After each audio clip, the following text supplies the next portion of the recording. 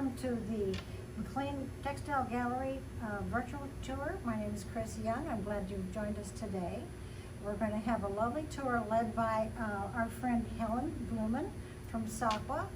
We have several lovely things for you to take a look at today. Helen, thank you for joining us today and leading our tour. Thank you, Chris. I'm so glad to be here. And just a reminder, SAQA stands for Studio Art Quilt Associates, and we're an international organization. I'm the regional representative for this area of Maryland, DC, and West Virginia. And this exhibition, which is called Imagination 1x4, represents artists from our region as well as from Virginia and North Carolina. It's a juried show, and it had its start in 2020. There we were in the middle of the pandemic with creative juices flowing, but nowhere to go. So we created a show. The call for entry asked for pieces that helped us get away from the physical world and all these restrictions of the physical world through our imaginations. So that's the theme. And then the other part of the show, why it's called Imagination 1x4, is that it's a requirement that each piece be 12 inches or 1 foot wide and 48 inches or 4 feet high. So that's a tough size, not usual for art quilts. So nobody really had any of those sitting around, so they were all made new. And in an exhibition with multiple artists, this exhibition has 29 quilts, it creates a real visual coherence to have them all be really the same size because they're so different in their styles and in their approach. And we're excited that we're able to exhibit these in the McLean Textile Gallery because until now, this work has only been able to be shown virtually. And so here we are with its first in-person appearance, and oh, I'm so excited because I am too. it's the first time I've seen some of them in person. I'm sure they're lovely. Let's get started. Sounds good. So this first piece is by Estelle Porter. Estelle loves Greece, and in the pandemic she hasn't been able to travel there, so she created this piece to remind her. There are stamps and stencils. She's used all kinds of imagery that represents Greece, boats, and the whole piece is in the shape of an ionic column, and it's quilted in a very vertical way to emphasize that. Beautiful. I think it's stunning. Oh, it's beautiful. Look at that. Does she like to do painting on cloth? It looks almost like she's maybe painted some of those things on there. She has. She loves to use paints and inks and oil pastel sticks. Very pretty. Next we have a piece called Birds of a Feather. I mean, you could imagine that's what it would be called because it's by Patricia Arndt. And she says in her statement that as a bird she'd be free to fly to unknown places, soar among the clouds, and rest in a tree. And she'd live among friends and choose the most colorful house she could find. And this is just so exuberant, it just speaks color.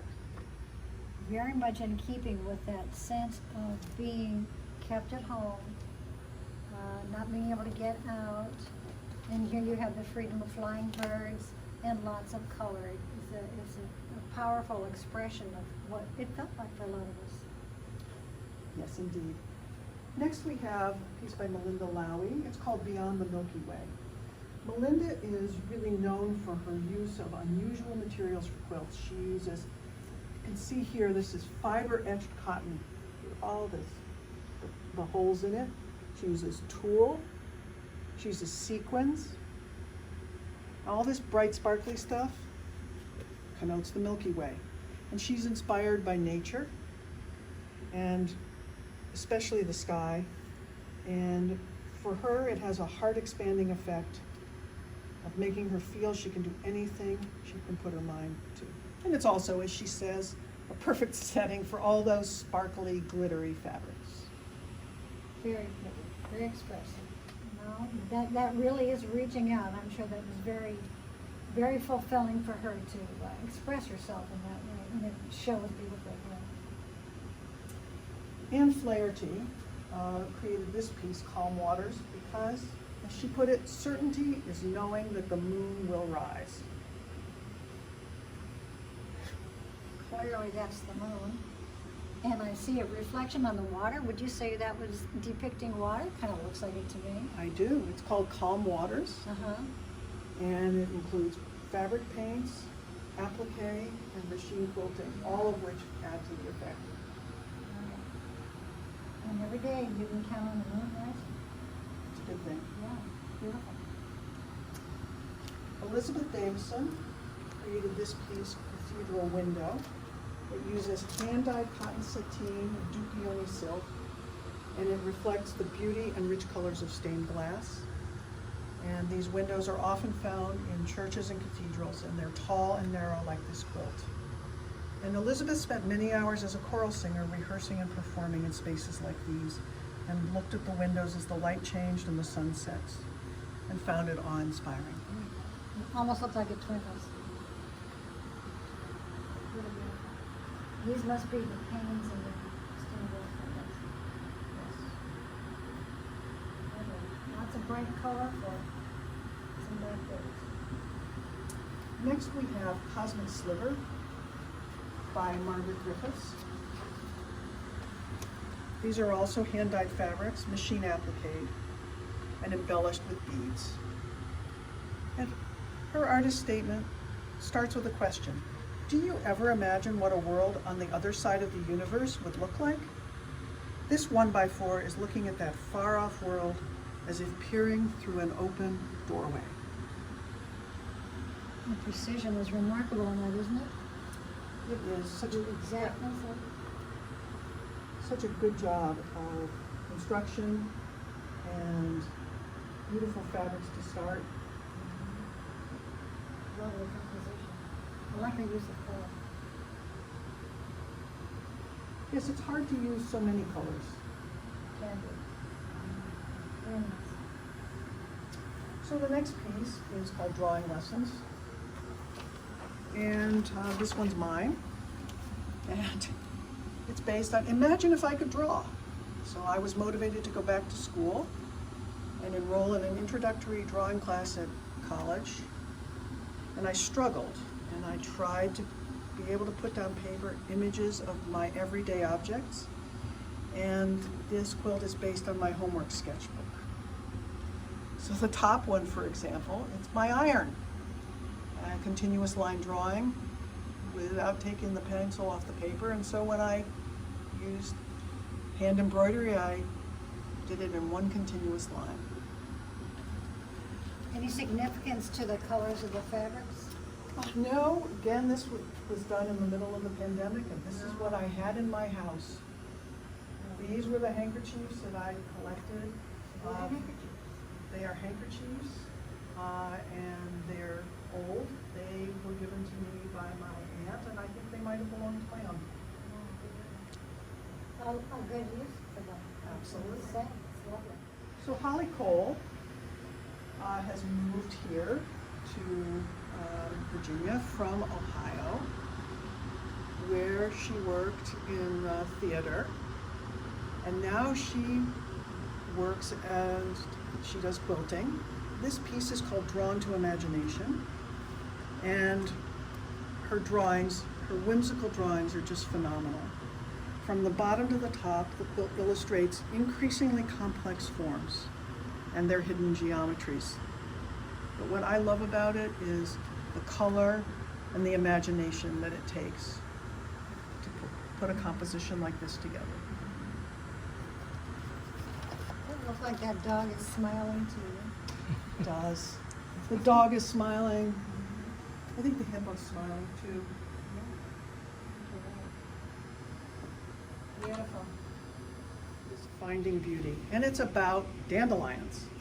And she loves dandelions and thinks they're beautiful and imagines a world where other people will think that dandelions that grow on the dry brown hills of California consider that beautiful. And she wants us to appreciate dandelions' beauty, and she points out that while others curse the weeds, she makes wishes on the wispy fluffs. It's an excellent statement It is. It looks like a warm summer day. Even a hot one. Well, I would give you that, certain, probably a hot one with baked ground.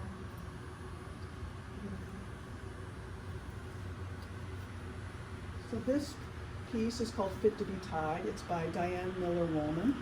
And yes, it is made from fabrics from neckties, primarily. And she writes that the main U.S. political parties, the red and the blue, and the electorate are divided. It's so deeply on perceptions of facts, policies, and social issues that civil discourse has mainly disappeared, and most discussions are inflamed and bitter. The country no longer seems to fit together. I can imagine a day when we rise above this and civil discourse is revived, we listen to various views, conversations become more nuanced, politicians can raise compromises, and the country will be tied back together.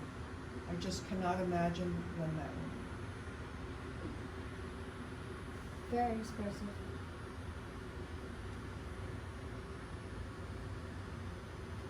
You can see the neckties in Yes, and they're cut into jagged pieces. There's a curve in the bunch. there, as is the stitching. Very linear.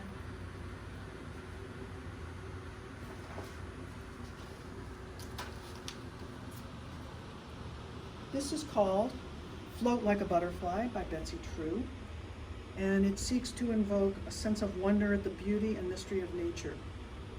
And these are autumn leaves, free fall during autumn, and there are butterflies.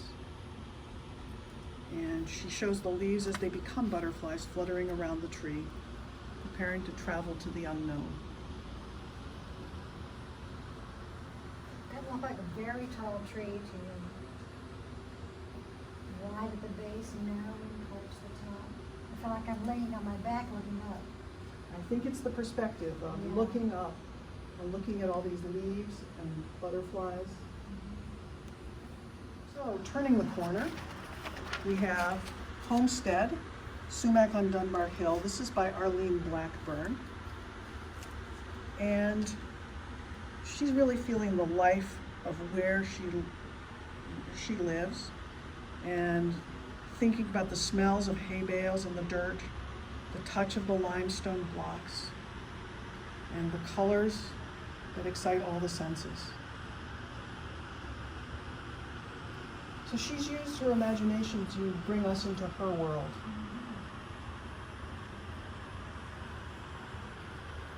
So she has fringed some of the fabric here to sort of create the appearance of grasses. It looks like to me. And the sky is varied colors of blue. And the man-made parts are small in comparison with everything else. Beautiful. This piece in neutrals is by Linda Kolsch. It's called Invisible, Disappearing Act 3. And it is, this is part of a series. Linda has a 4-season series of 4 feet by 1 foot art quilts. So this is winter. And Linda points out that in early 2020, we all disappeared into our homes. Guess why? Common sense, government guidelines, social distancing. But before that, we were free to go wherever we wanted. And now there's a lot of anxiety and fear. And behind closed doors, other people have become invisible and we have become invisible. And life is a story of this. This figure, one figure with a head a little obscured. Very expressive. It must be cathartic and making a work of art like this. Very pretty. And then now that we're starting to open up, it has even more poignancy. Hasn't it though? You can feel sort of how she was feeling at the time just by looking at it. Beautiful. This is a pretty one. It is. It's called Meeting of the Minds by Kathleen Becker. It represents what happens when a male and a female communicate. So this is an art quilt that represents differences in thinking between genders and the love that unites them. So we have the male's linear thinking with overlapping boxes, female's multitasking style represented by curved fibers that crisscross each other. And the differences resolved with love represented by hearts. All done in 1 foot by 4 foot. Wow. It's a lot to accomplish in that space. I know these are nasturtiums. They are. It's called Nasturtiums in the Snow. It's by Mayani and Moses. And as Mayani points out, travel into 2020 was elusive. So she tended to her garden and got very lush blooms in 2020 with bees and butterflies and hummingbirds. But then autumn came along and the nasturtium faded, and winter came along and she imagined the nasturtium blooming, reminding her of the summer. And the embroidery makes it very textured and three-dimensional. This is a fine example of machine embroidery, isn't it?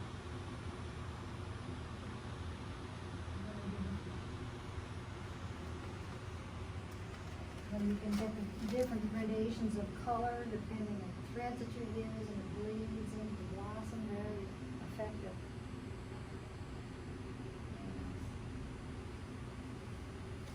Here's a different one. Yes, this is called On the Verge. It's by Kay Campbell.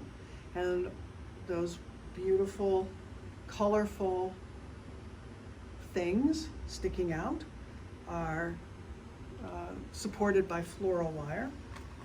And here's the poem that Kay wrote. It is there, a foreshadowing, a ghost of a vision, the scintilla of an idea, the glow of the path, a spark encouraging, now blossoming, realized plans bursting into fruition.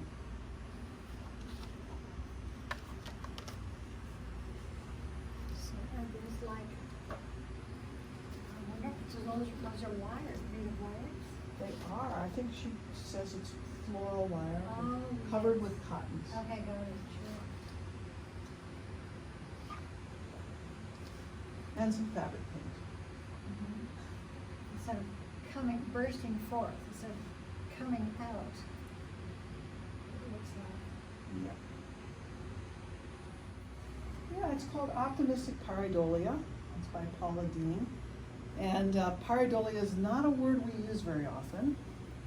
And it means the idea of looking for meaningful shapes and meaningful things in stuff that's nebulous, such as clouds.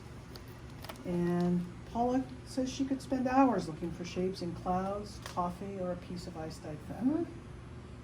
And this piece represents letting her imagination wander to allow images to appear intuitively. It's such a great interpretation of the theme. Oh, And the one white raven, she says, is a symbol of strength, optimism, pure honesty, and an element of trust. and here is that raven.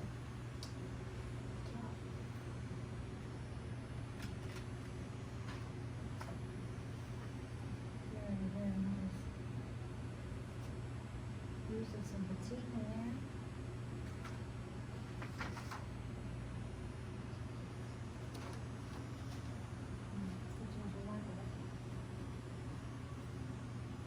And here we have Passage Pondered. It's by Lana Dragon. And she starts by describing imagination as the door through which one can escape the physical constraints of reality. It's challenging due to all that our nation of families continue to face. And in reflection of this moment in time, she's created this quilt, Passage Pondered. She invites viewers to join and step in closer to ponder our own directions and decisions as we imagine walking toward the passageway door. We can interpret seeing darkness leading to an enlightened direction or question that direction. The drain pipe echoes thoughts to drain mistrust, half-truths, and deceptions as one pursues toward health and happiness. And she uses fabric as brushes, and presenting imaginative, surreal humor or thought-provoking visual themes. I think it's spectacular the way you want to walk towards the flag and the light from this quilt that's very dark at the bottom. Oh, yes, I totally agree. If we've been sequestered at home, you see where the flag is, the door is open, and there's light behind that, and it's shining through the flag. It says so many things. Very proud. All right, time for a little entertainment. Barbara Dahlberg has given us Playing with My Friends. It all began with the sheriff. I thought he might be a bit lonely right now, like many of us who are stuck in our cages. So I gave him some friends, and they came to keep busy. But not everyone is happy to play. So these wonderful birds. And there's the sheriff. There's the sheriff. Yep. You can hear them twittering. It's so colorful. Mm-hmm. And arguing. And arguing. This next piece is called Portals. It's by Wendy Laurel Buettner. And she sees imagination as a fluid flow of ideas entering portals and sparking other ideas through the mind. It's an unending journey.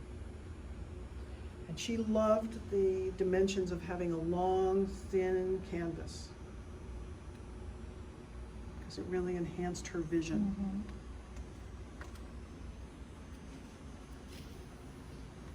And that must have been a real challenge to get effective expression on a canvas of this size and dimension.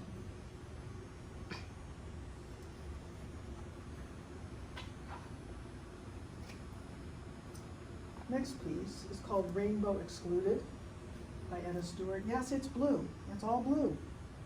Blue hexagons, hand-dyed fabrics that are embellished using hand and machine embroidery. And here we are implored to imagine if there were only a blue mold for everyone to fit into, no matter the mold's name. Would you conform or try to break the mold? So this is a non-diversified blue world. I mean, so non-diversified that even the colors, purple, it says purple, and red, and green, and orange, they're all blue.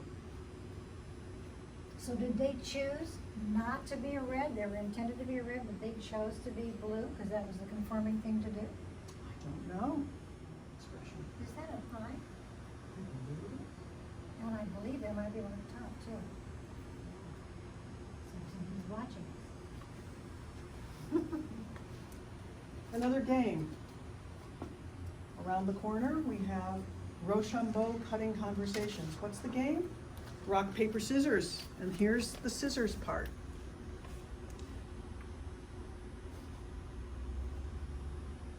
Just imagine these scissors talking to each other, sitting on the benches outside of their old age home. And I believe those are rocks. Right. And maybe. And we have paper. It's We do. newspaper. Yes, newspaper. I'm playing rock, scissors, paper. Did you ever play that? I did. Oh, yeah.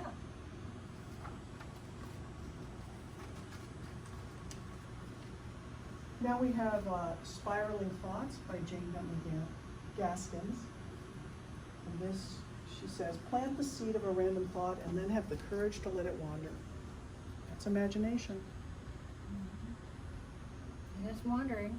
And spiraling to heights. Look at the color, that gold on the deep, I guess it's a purple. It's almost like a winey, burgundy, brownie sort of tone.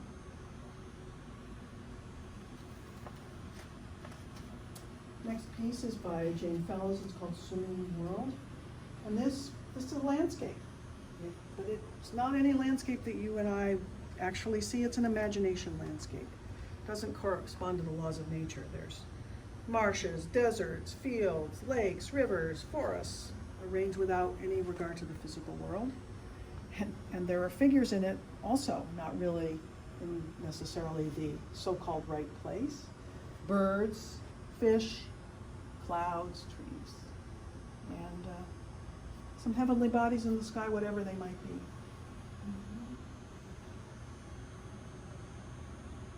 All machine work, it looks like. It is. This fabric is pleated, Right through here. and Through a there. lot of it. Yeah, Great effect, very Great. textured. yeah. But she didn't cover it all. She left some spaces, right, to give it a little bit of breathing room. Right. And this fabric behind, it's cotton scrim. Oh, is it? Very good. That's it. And it's by Sandy Curran, and it just glows from the use of the Dupioni silk.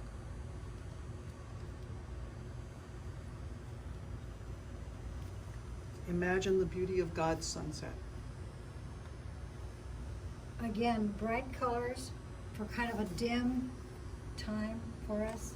People were hungry for color, for liveliness, and it does have a lot of movement. It's lively. It's a way to bring that into your life at a time when things were pretty quiet and a little dim.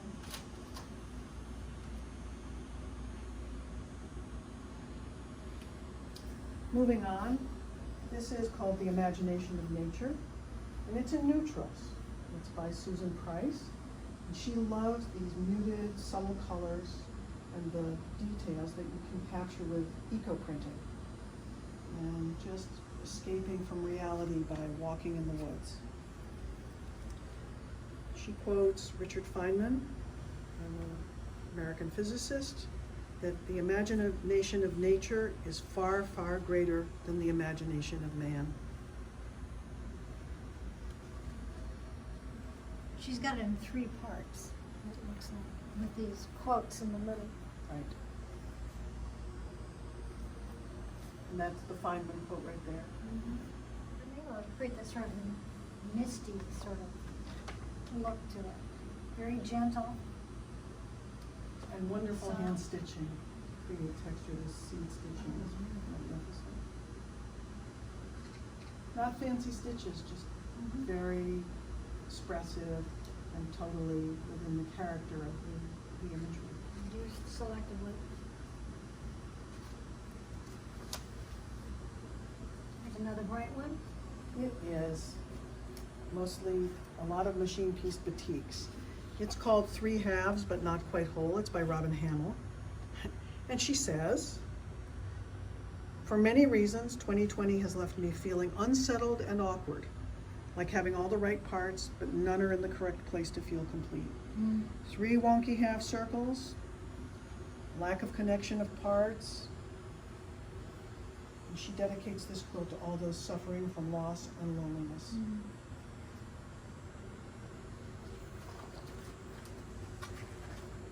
A beautiful expression. Such bright colors too. Yeah. All of these are so heartfelt. Now here's a bright one. It is, it's called Topsy Turvy, it's by Mary Ritter. And she also points out what a challenge the year 2020 has been for the whole world. And her interpretation of the chaos was to use the focus colors as background and do the figures in blacks and grays. And she found it very relaxing to delve into creativity as a release from reality. One of the things I'd like to point out here is for materials. She used hand-dyed fabric as the background, black and white prints for the figures, and then for these trees, plastic produce bags. You know, that's real imagination. That is using what you have. Recycling in a different way.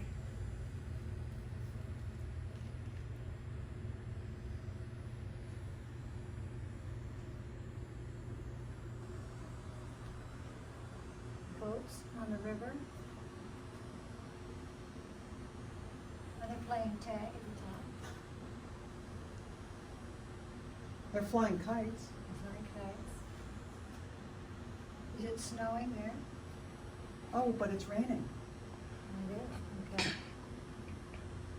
That's the chaos. Yeah. It's everything at the same time. It is. Everything at the same time. This is pretty. This is called Up and Away, and it's based on a photograph that the artist's friend took while visiting France. The artist is Janice Hummel. She looked at the photograph and imagined being lifted up and away into the sky by the umbrellas and going on a wonderful adventure. Well, then that must be her right in the middle. Yes, with one red shoe. There's the other one down there. A little bit of hidden whimsy. How fun. Looks like a breezy day. It does, and the quilting is so curved and Expressive. Expressive. Yeah. Beautiful, beautiful, beautiful. Well, thank you so much. That brings us to a close of our tour today.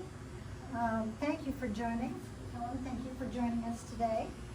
It was a pleasure having you. I'd just say that we want to thank Mr. Stewart for his videographing today. He always does a beautiful job for us, so we're very grateful to him. Please bookmark on your computers our gallery.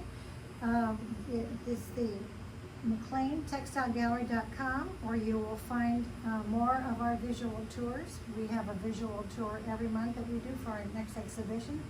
If you're going to be in town, if you live in the Washington, D.C. metro area, we encourage you to come and see this fine exhibit for yourselves. We're open 4 days a week from 11 o'clock to 4 o'clock to really appreciate the true artistry of the works that you've seen on your computers today.